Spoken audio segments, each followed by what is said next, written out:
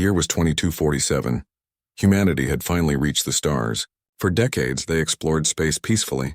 They built colonies on 12 different worlds. They thought they were alone in the universe. They were wrong. The Galactic Concordat had existed for thousands of years. 47 different alien species belonged to this massive empire. They controlled most of the known galaxy. They had strict rules. They had a clear system. Strong species ruled. Weak species served. Commander Jake Morrison stood on the bridge of his ship. The ESS Defiance was humanity's best warship. It floated in space near Earth. Jake watched a holographic message play in front of him. He had watched it 3 times already. Each time made him angrier. The alien on the screen was tall and strange. His name was High Arbiter Velmoth. He spoke with a cold voice that showed no emotion. His message was simple and terrible. Humanity, we have studied your species. You show some promise. But you are too young. Too primitive. You cannot rule yourselves. The Concordat will integrate you. You will become a servitor race. You will give us workers. You will give us soldiers. You will give us your resources. If you refuse, we will destroy you completely. You have 30 days to accept. The message ended. Jake stood in silence. Around him, his bridge crew sat frozen. Nobody spoke. Nobody moved. They all understood what they had just heard. The aliens wanted to make humanity into slaves. Lieutenant Maya Rodriguez broke the silence. She was Jake's second in command. Her hands were shaking with rage. They want us to be their servants, she said quietly. They are not even pretending this is anything else. They want slaves, Jake nodded slowly. His mind was racing. 30 days. That was all the time humanity had to decide their future. On Earth, President Helen Carter called an emergency meeting. Leaders from every nation gathered in Geneva. The Grand Hall was full of worried faces. Everyone had seen the message from the Concordat. Everyone knew what it meant. General Marcus Webb stood up to speak. He was the head of Earth's military forces. His face was grim. We have studied their fleet, he said. They have 7,000 warships in our area of space. We have 234 ships that can fight. The numbers are very bad for us. Ambassador Liu Chen spoke next. He had spent his life working on peace and diplomacy. Even now he wanted to find a peaceful solution. Maybe we can negotiate, he suggested. We could buy time. Build more ships. Find allies who will help us. The Concordat has many species. Perhaps some of them would support our independence. Helen Carter stood up. She was 62 years old. Her hair was silver. She had led humanity through many difficult times.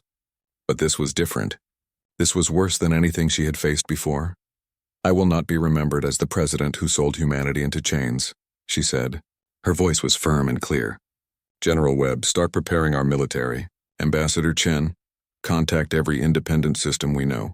If we must fight, we need to know who might help us.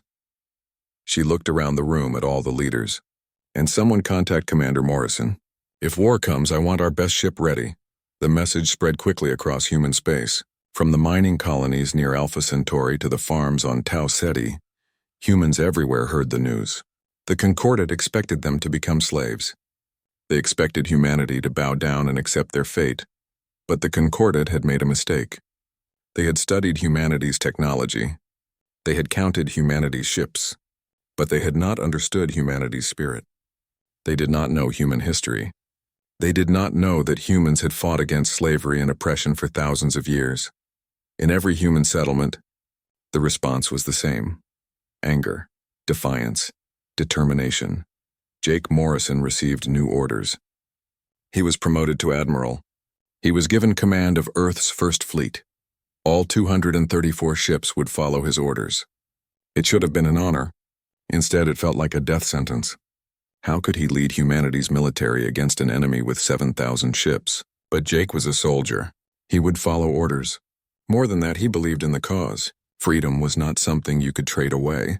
It was not something you could negotiate. Either humanity was free or humanity was nothing. The days passed quickly. Every shipyard worked day and night. Workers barely slept. They built new ships. They added weapons to civilian vessels. They prepared for war. Volunteers flooded the recruitment centers. Young men and women lined up to join the military.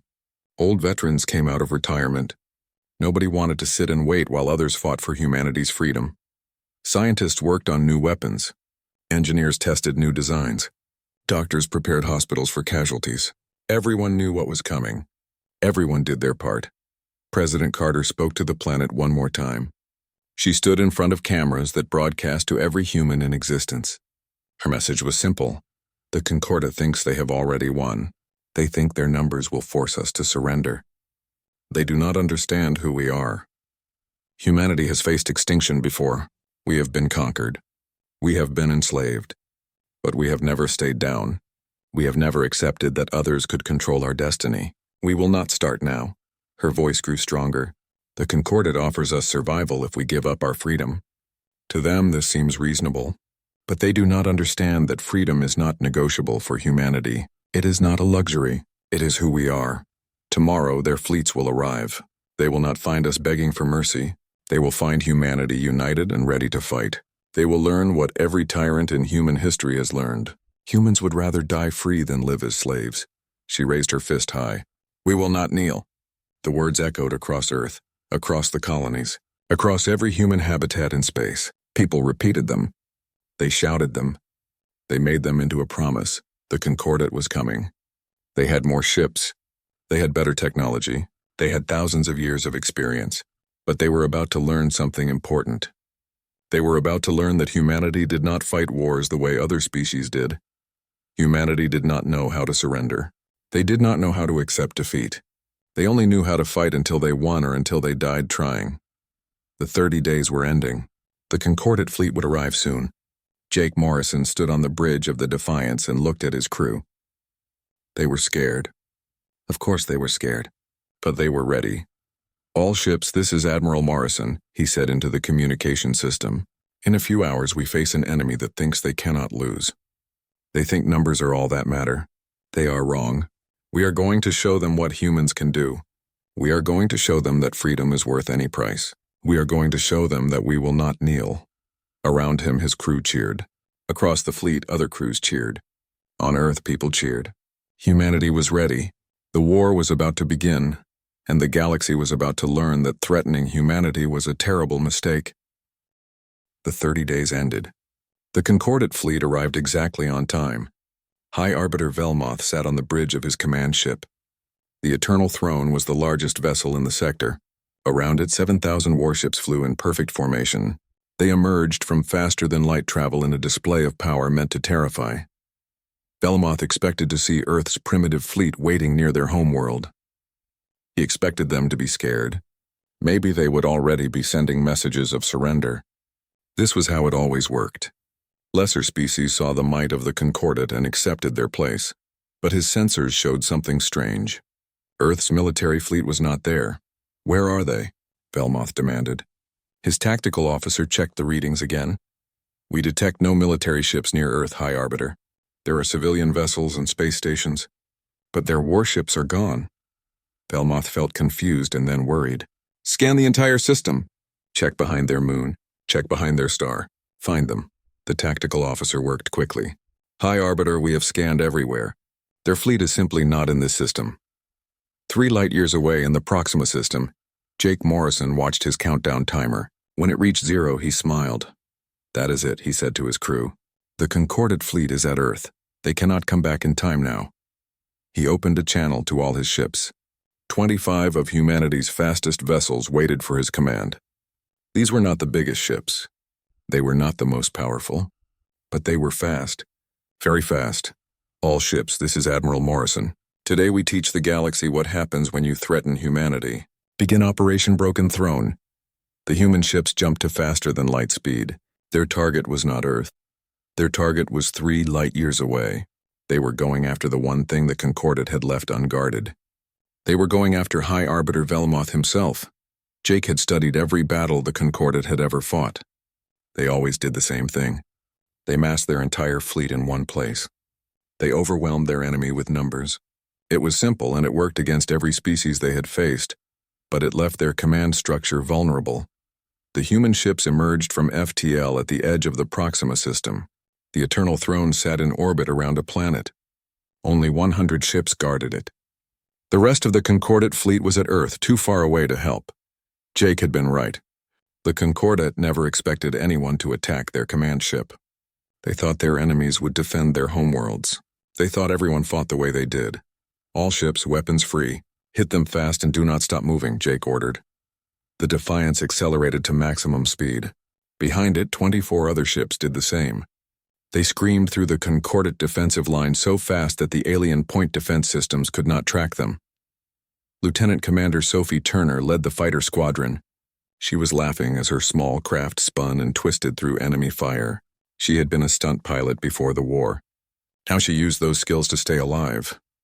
"These aliens do not know how to hit a moving target," she shouted into her radio. Her fighters released their missiles. The weapons flew in crazy patterns that confused the Concordat targeting computers. The Eternal Throne was massive. It was 3 times larger than any human ship. But size meant nothing if you could not turn fast enough to shoot back. The human ships were everywhere at once. They came from above and below. They came from the sides.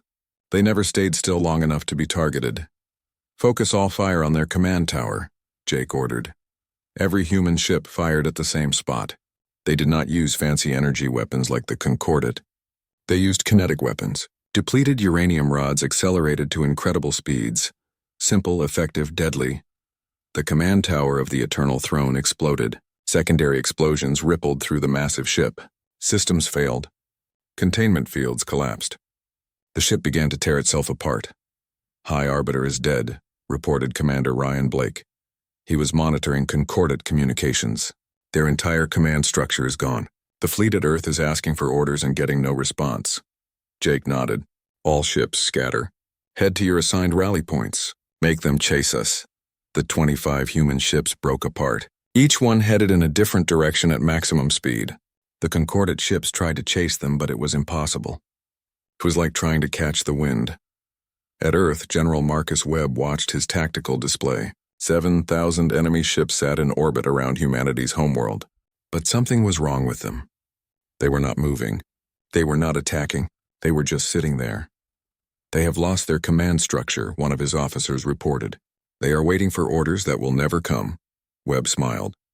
It was not a nice smile. "Now," he said simply, Earth's main fleet appeared. They had been hiding in the asteroid belt for days. Their power systems had been turned off to avoid detection. Now they lit up like stars. Before the Concordat could react, human ships were among them. The Battle of Earth began. The Concordat had more ships. They had better shields. They had more powerful weapons. But they had no coordination. Each ship tried to fight alone.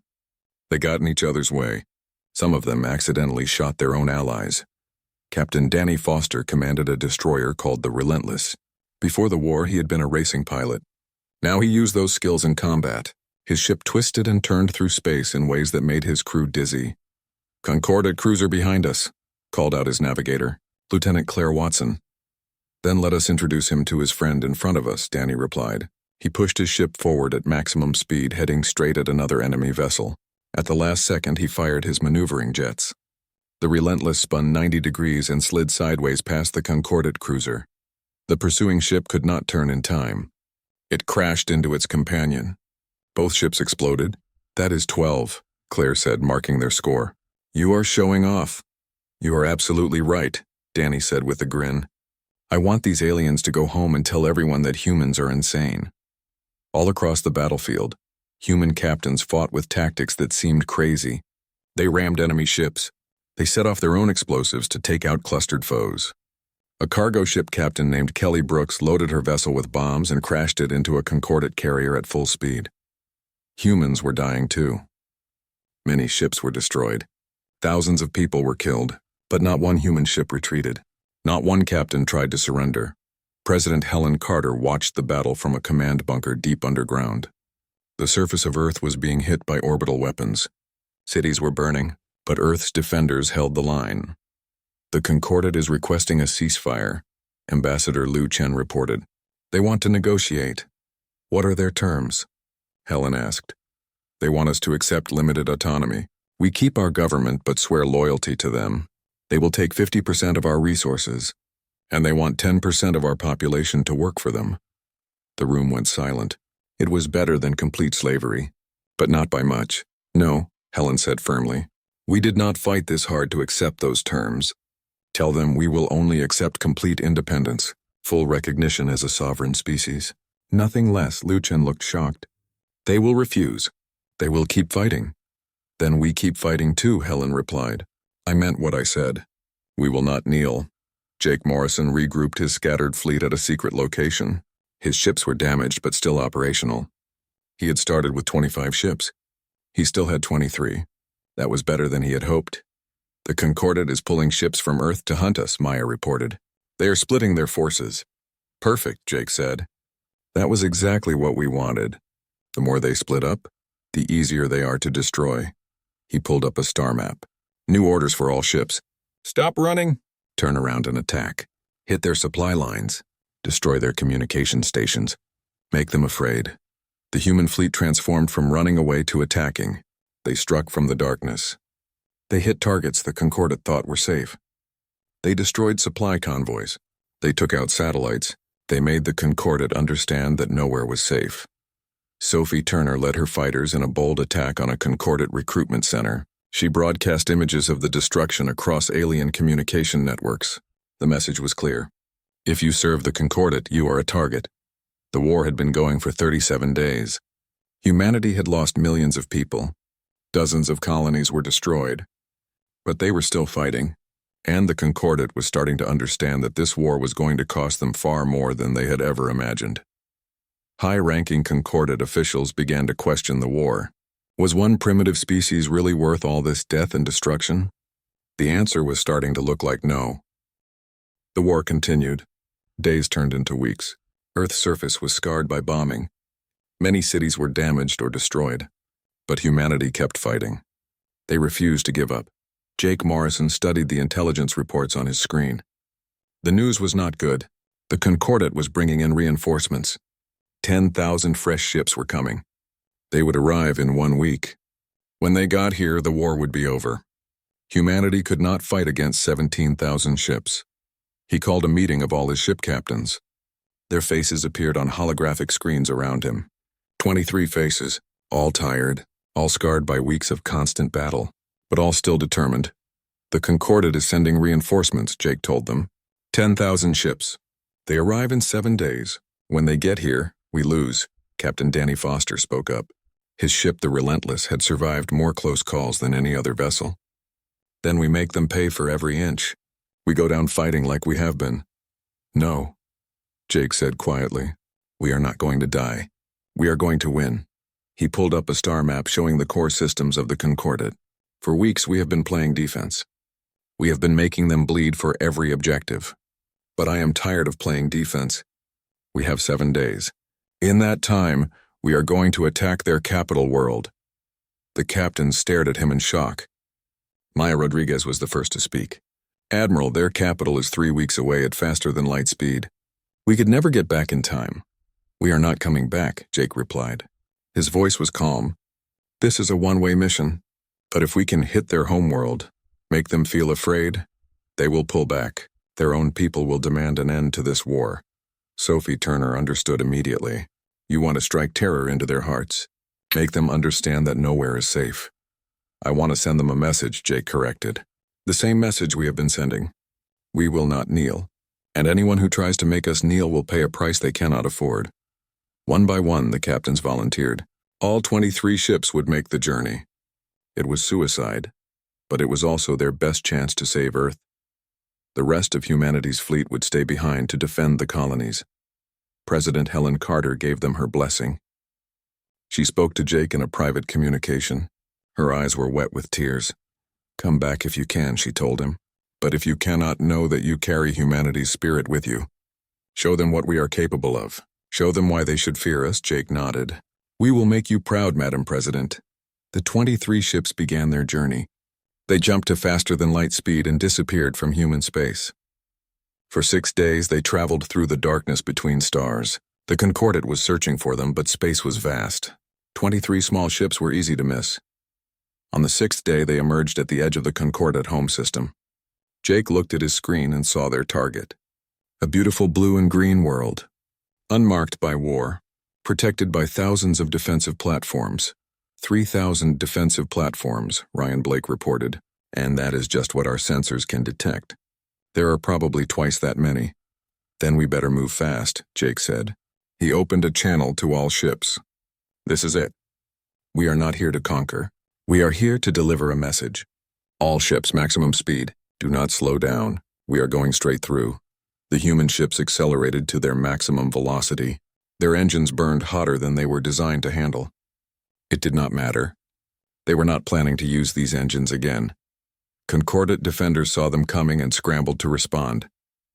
But the humans were moving too fast. They exploited every gap in the defensive network. They had learned over weeks of warfare exactly how the Concordate fought. They knew where the weaknesses were. The Defiance took the lead position. Enemy fire concentrated on her. Armor plating melted away. Systems failed one by one. But Jake kept pushing forward. Around him, his bridge crew worked desperately to keep the ship functional. Target locked, Ryan called out. Concordate Planetary Defense Command, dead ahead. All ships release payloads on my mark, Jake ordered. He watched the distance counter tick down. He watched his fleet start to fall apart under the intense defensive fire. 6 ships were already destroyed. More were badly damaged. Now, Jake shouted. Every human ship released its payload at the same moment. But these were not nuclear weapons. They were not antimatter bombs. They were something the Concordate had never expected. Information. Billions of data packets flooded into Concordate communication networks. They spread like a virus through every system, every computer, every screen.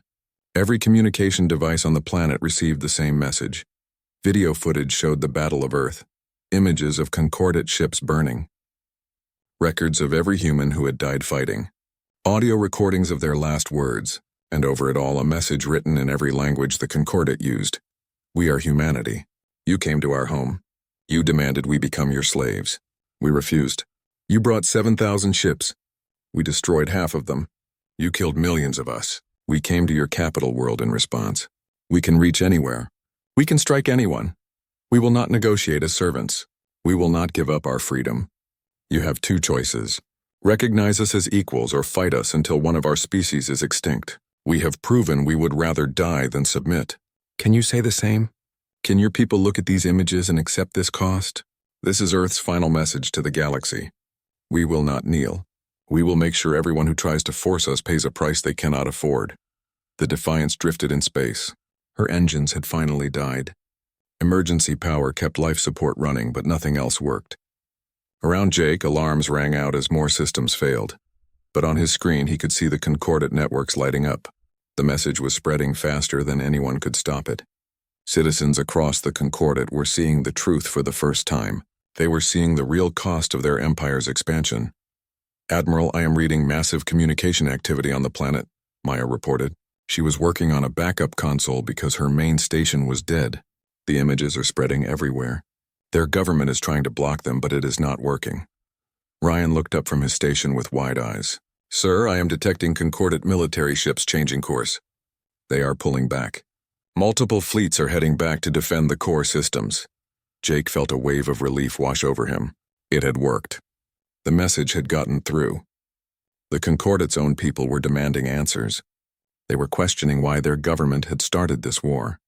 A new signal appeared on the communication system. A Concordate diplomatic vessel was broadcasting a ceasefire request. Then another. Then a dozen more. Incoming transmission, Ryan reported. His hands were shaking. Admiral, it is from the Concordate Council itself. They are requesting immediate peace negotiations. They are offering full recognition of human sovereignty. They say the war is over. The bridge crew erupted in cheers. Some of them were crying. Maya hugged the person next to her. Ryan pumped his fist in the air. Jake leaned back in his chair. For the first time in weeks, he felt the tension leave his body. They had done it. Against all odds, humanity had won. Send a message to all human forces, he said quietly. The war is over. We won. The message spread across human space at the speed of light. On Earth, President Helen Carter stood in front of the United Earth Assembly. Tears ran down her face as she spoke. Humanity has been tested, she said. Her voice shook with emotion. We have been pushed to the edge of extinction. We have lost millions of our people. We have lost dozens of worlds, but we have proven something that will echo across this galaxy forever. We have proven that freedom cannot be taken from people who refuse to give it up. We have proven that no empire, no matter how big, can break the human spirit. We have sent our message to the stars, and the galaxy has heard us, she raised her fist high. We did not kneel. The words were repeated across Earth, across the colonies, across every human settlement in space. Humanity had fought the largest empire in the galaxy, and humanity had won. The cost had been terrible. Millions were dead. Dozens of worlds were damaged or destroyed. It would take decades to rebuild, but the victory was absolute. Jake Morrison looked out at the stars through the damaged viewport of the Defiance. Somewhere out there, other species under concordate rule were hearing about Earth's defiance.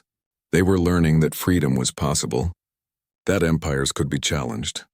Humanity had changed the galaxy forever, and they had done it by refusing to kneel. The peace negotiations began 3 days after the attack on the Concordat homeworld. Representatives from both sides met on a neutral space station. The atmosphere was tense. Neither side trusted the other. Ambassador Liu Chen led the human delegation. He had spent his entire life working on diplomacy, but he had never faced a challenge like this. Across the table sat 3 Concordat diplomats. They looked uncomfortable. They were not used to negotiating with species they considered inferior. The Concordat Council has authorized us to offer full recognition of human independence, the lead diplomat said.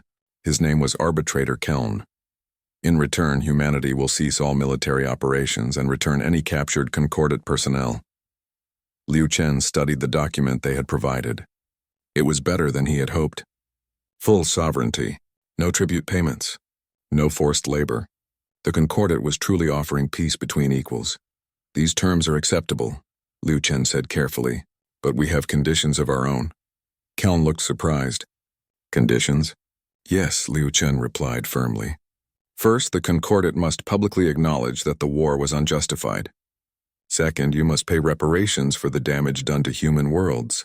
Third, you must release any species currently held in servitude who wish to become independent.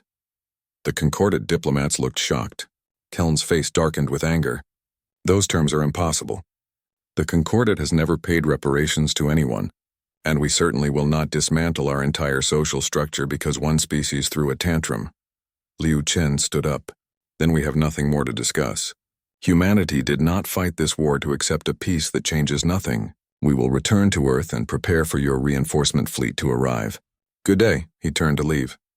The other human diplomats followed him. They reached the door before Keln spoke again. Wait, the Concordat diplomat said. His voice was quieter now, less arrogant. Sit down. Let us discuss this further. The negotiations continued for 2 weeks. Both sides made compromises. The Concordat agreed to acknowledge that humanity had the right to defend itself. They agreed to help rebuild 3 human colonies that had been destroyed. But they refused to release other servitor species. That would destabilize their entire empire. President Helen Carter reviewed the final peace treaty in her office. It was not perfect. She had wanted the Concordat to free every enslaved species, but that was not realistic. Not yet, what do you think? She asked General Marcus Webb. He stood by the window looking out at the reconstructed skyline of Geneva. I think it is the best we can get right now, Webb replied. We hurt them badly, but they still have the bigger fleet. If we keep fighting, we might lose everything we have gained. Helen nodded slowly. What about the other species? The ones still enslaved? Webb turned to face her. We have planted a seed, Madam President. We have shown the galaxy that the Concordat can be defied. Other species will see what we did. Some of them will find the courage to rebel. We cannot free everyone today, but we have started something that the Concordat cannot stop. Helen signed the peace treaty. The war was officially over. Jake Morrison brought the Defiance home 1 month later.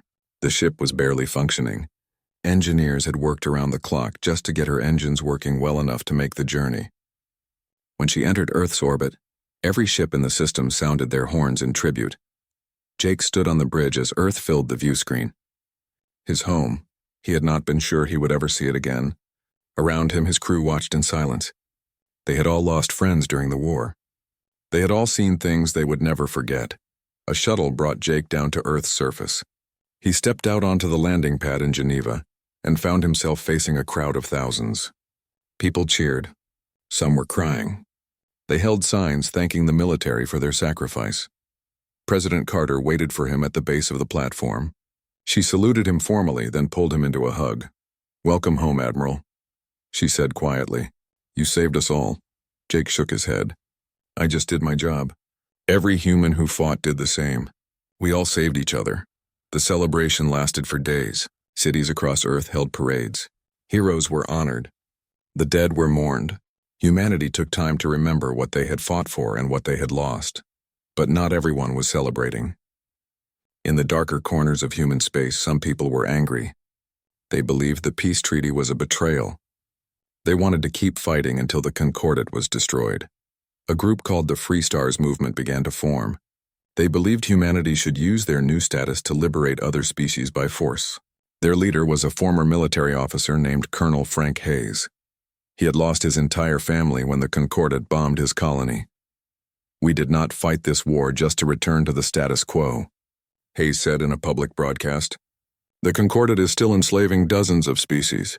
We have the moral obligation to free them. President Carter addressed his concerns in a speech to the United Earth Assembly. I understand the desire to help others who are suffering, she said. But humanity is exhausted. We have lost millions of people. Our economy is shattered. We need time to rebuild. We cannot save the galaxy if we destroy ourselves in the process. However, she continued, that does not mean we will do nothing. We will provide support to any species that chooses to seek independence. We will offer asylum to refugees. We will use diplomacy and economic pressure to push for reform within the Concordat. But we will not start another war, not now, not when we have just survived this one. Most humans agreed with her. The Free Stars movement remained small and marginalized. Humanity focused on rebuilding. Jake Morrison retired from the military 6 months after the war ended. He was only 42 years old, but he felt ancient. He had seen too much death. He needed to find peace. He bought a small house on the coast of California. He spent his days walking on the beach and trying to forget the faces of the people who had died under his command. It was not easy. Maya Rodriguez visited him one afternoon. She had also left the military. She was working on a project to help veterans adjust to civilian life. How are you doing? She asked as they sat on his porch watching the sunset. Some days are better than others, Jake replied honestly. I keep thinking about the people we lost. I wonder if there was something I could have done differently, some way to save more of them. Maya nodded. I think about that too. But Jake, you need to remember what we accomplished. We saved humanity. We changed the galaxy. That has to count for something. Does it? Jake asked quietly. We killed millions of Concordat soldiers. They were just following orders. They had families too. Yes, they did, Maya agreed. But they chose to serve an empire built on slavery. We chose to fight for freedom. There is a difference. They sat in silence for a while, watching the waves crash against the shore.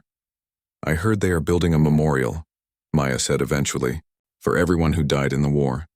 They want you to speak at the dedication ceremony. Jake shook his head. I do not think I can. You have to, Maya said firmly.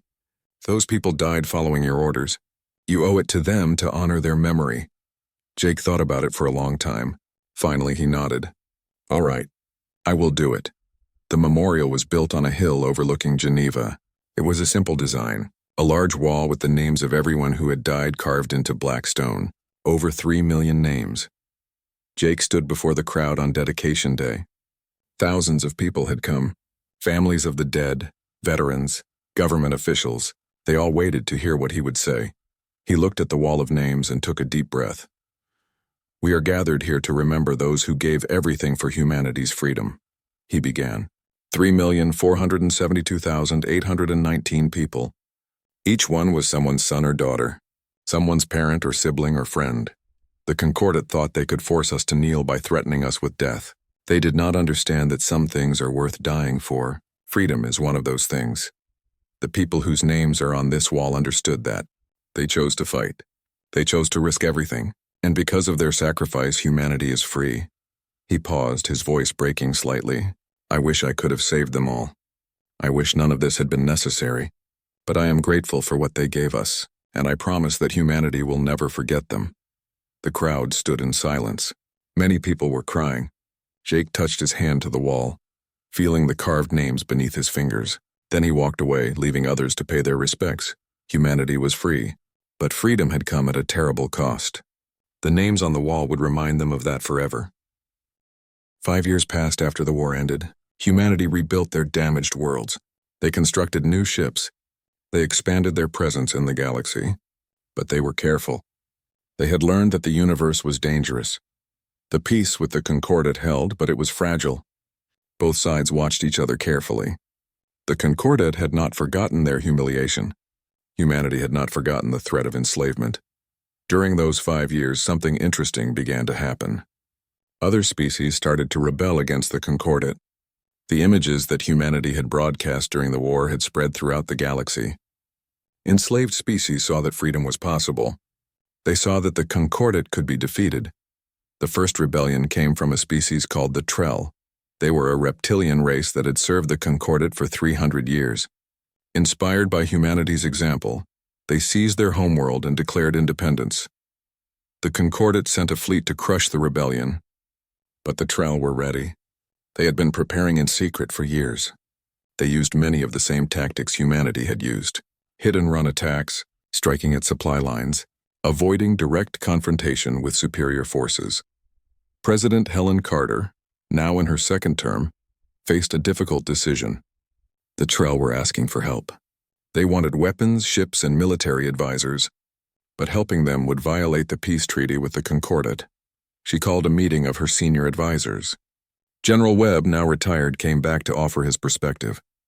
Jake Morrison, who had reluctantly returned to military service as a consultant, was also there. "If we help the Trell, the Concordat will consider it an act of war," said her current Secretary of Defense, Linda Morgan. "We could find ourselves right back where we were 5 years ago. But if we do nothing, we are abandoning our principles," argued Ambassador Chen. "We fought for freedom. How can we turn our backs when others fight for the same thing?" Jake spoke up. "There is a middle path. We cannot send military forces without breaking the treaty, but we can provide humanitarian aid, medical supplies, food, civilian technology that happens to be useful for military purposes. We can also offer asylum to Trell refugees, create a safe haven for their people." Helen considered this carefully. "We would be pushing the boundaries of the treaty." "Yes," Jake agreed, "but we would not be breaking it. The Concordat cannot complain about us providing humanitarian aid, and if some of the technology we provide happens to help the Trell defend themselves, well, that is just a fortunate coincidence." Helen smiled slightly. "Very well. Begin preparing aid packages for the Trell. Make sure everything we send has legitimate humanitarian purposes, but also make sure it is useful for their war effort." Over the next year, 3 more species rebelled against the Concordat. Each time, humanity provided quiet support. Medical teams, engineering assistance, training in guerrilla warfare tactics disguised as survival skills courses. The Concordat knew what humanity was doing, but they could not prove it, and they did not want to start another war with humanity. The images from the First War still haunted their public consciousness. Their own citizens questioned whether maintaining the empire was worth the cost. Meanwhile, humanity continued to grow stronger. New colonies were established. The military rebuilt itself, learning from the lessons of the war. Human ships became faster and more maneuverable. Human tactics became more sophisticated. Jake Morrison, now 50 years old, watched these developments with mixed feelings. He was glad humanity was safe, but he worried about the future. How long could they balance on this knife's edge between peace and war? His question was answered 2 years later. A Concordat diplomatic ship arrived at Earth requesting an urgent meeting. The message was marked highest priority. When the diplomats arrived, they looked frightened. "The Concordat Council has sent us with a proposal," said Arbitrator Kelm, the same diplomat who had negotiated the original peace treaty. "We wish to establish a formal alliance with humanity." The human diplomats were shocked. An alliance? 5 years ago, the Concordat had wanted to enslave humanity. Now they wanted to be allies. "Explain," President Carter said simply. She had come to the meeting personally, sensing its importance. Kelm took a deep breath. "The rebellions are spreading. 12 species are now in open revolt. Our military is stretched thin trying to contain them. Our economy is suffering. Our own citizens are protesting the wars. The Concordat is collapsing." He looked directly at Carter. "This is your fault. You showed the galaxy that we could be beaten. You gave hope to every enslaved species. Now our empire is falling apart." "Good," Carter replied coldly. "You built your empire on the backs of slaves. You deserve to fall. Perhaps, Keln admitted, but what comes after us will be worse. Without the Concordat to maintain order, the galaxy will descend into chaos. Species will fight each other for resources and territory. Billions will die. Carter leaned back in her chair. So you want humanity to help you maintain your empire? To help you keep other species enslaved? You must think we are fools. No, Keln said quickly. We are not asking you to help maintain the old system. We are proposing something new. A true alliance of equals. We will release all servitor species who wish independence. We will restructure the Concordat as a voluntary federation, and we want humanity to help lead it. The room went silent. Nobody had expected this offer. Why should we trust you? Carter asked. 5 years ago you tried to enslave us. Because we have no choice, Keln replied honestly. The old Concordat is dying. We can either guide its transformation into something better, or we can watch it burn and take the galaxy down with it. We are offering humanity a chance to shape the future of galactic civilization, a future based on freedom and cooperation rather than domination. Carter looked at her advisors. Jake Morrison spoke first. It could be a trap, a way to infiltrate our systems and learn our weaknesses. Or it could be genuine, Ambassador Chen countered. The rebellions are real. The Concordat is genuinely struggling. Maybe they really do want to change. General Webb added his perspective. If we refuse and the Concordat collapses, we will face a galaxy full of warring factions. That could be worse for humanity than dealing with one weakened empire. Carter made her decision. We will consider your proposal. But we have conditions. First, you will immediately cease all military operations against the rebel species. Second, you will begin negotiations with them for peaceful independence. Third, you will open your records so we can verify you are truly changing. If you meet these conditions, we will discuss an alliance. Keln nodded. I will present your terms to the Council. The negotiations took another year. Slowly, painfully, a new galactic order began to emerge. The Concordat released species who wanted independence.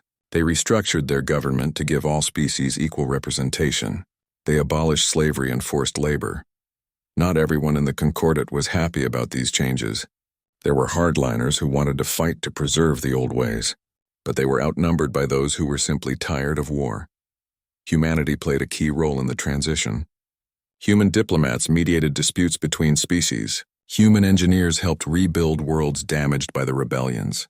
Human military advisors helped train the new federal defense forces. It was not perfect. There were setbacks and conflicts. Some species chose to remain independent, rather than join the new federation. A few hardline Concordat factions tried to launch coups, but slowly the new system took hold. Jake Morrison retired again, this time for good.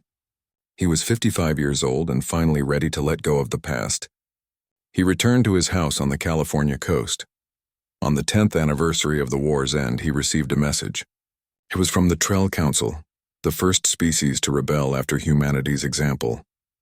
Admiral Morrison, the message read, we wanted to thank you, not just for the aid you provided during our rebellion, but for showing us that freedom was possible.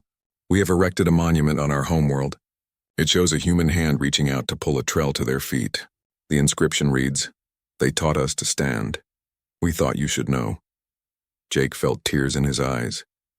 Maybe all the death and destruction had been worth it. Maybe they really had changed the galaxy for the better. He walked down to the beach and looked up at the stars. Somewhere up there, species were living free who had once been enslaved. The galaxy was changing. It was becoming a place where freedom mattered more than power. Earth's message had been heard. We will not kneel, and we will help others stand up too. President Helen Carter, now 75 years old and preparing to step down after 3 terms in office, gave one final speech. She stood before the United Earth Assembly, looking out at the faces of those who would carry humanity forward. 10 years ago, we faced extinction, she said. The Concordat demanded we surrender our freedom or die. We chose to fight. We chose to risk everything rather than accept slavery. That choice cost us millions of lives. It scarred our worlds and tested our spirit, but it also taught us who we are. We are humanity. We do not bow to tyrants. We do not accept that might makes right. We believe in freedom not just for ourselves, but for all who seek it. Today, the galaxy is different because of the choice we made. Dozens of species are free who were once enslaved. The Concordat has transformed from an empire into a federation of equals.